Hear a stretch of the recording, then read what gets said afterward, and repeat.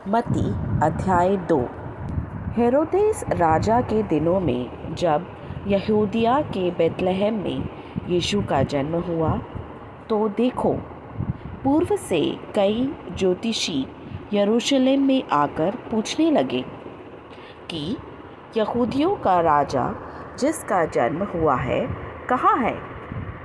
क्योंकि हमने पूर्व में उसका तारा देखा है और उसको प्रणाम करने आए हैं। यह सुनकर हेरोदेस राजा और उसके साथ सारा यरूशलेम घबरा गया और उसने लोगों के सब महायाजकों और शास्त्रियों को इकट्ठे करके उनसे पूछा कि मसीह का जन्म कहाँ होना चाहिए। उन्होंने उससे कहा, यहूदियों के बेतलहम में,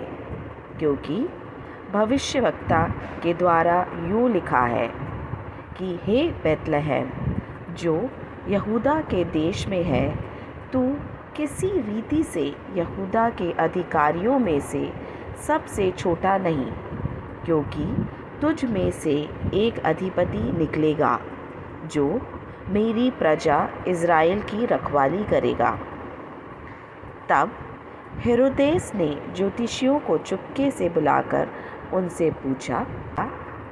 कि तारा ठीक किस समय दिखाई दिया था, और उसने यह कहकर उन्हें बेतलहम भेजा कि जाकर उस बालक के विषय में ठीक ठीक मालूम करो, और जब वह मिल जाए तो मुझे समाचार दो, ताकि मैं भी आकर उसको प्रणाम करूं।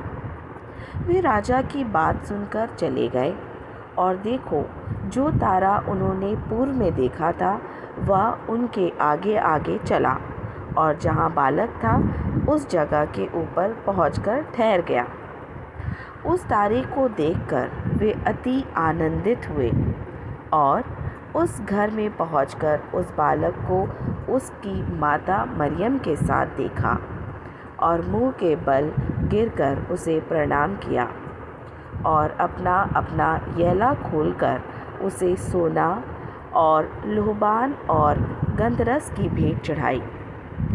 और स्वप्न में यह चुनौती पाकर कि हेरोदेस के पास फिर न जाना,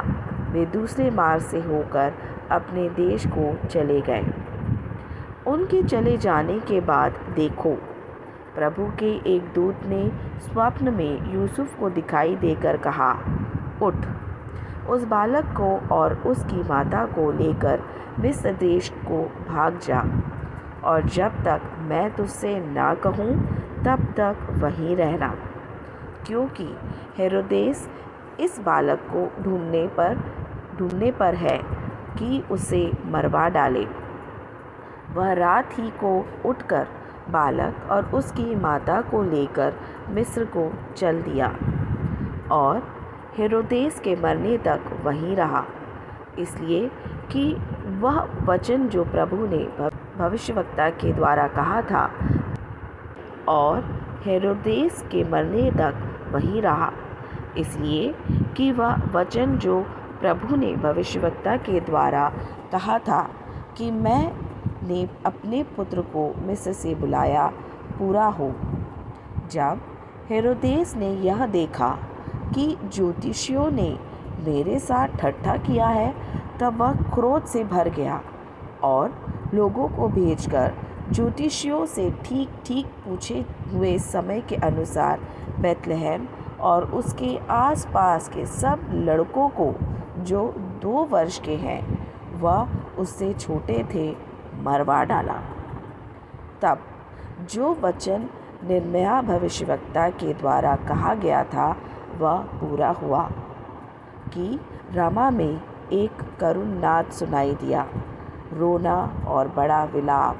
राहेल अपने बालकों के लिए रो रही थी और शांत होना ना चाहती थी, क्योंकि वे है नहीं। हेरोदेस के मरने के बाद देखो, प्रभु के दूत ने मिस्र में यूसुफ को स्वप्न में दिखाई देकर कहा कि उठ, बालक और उसकी माता को लेकर इज़राइल के देश में चला जा, क्योंकि जो बालक के प्राण लेना चाहते थे वे मर गए। वह उठा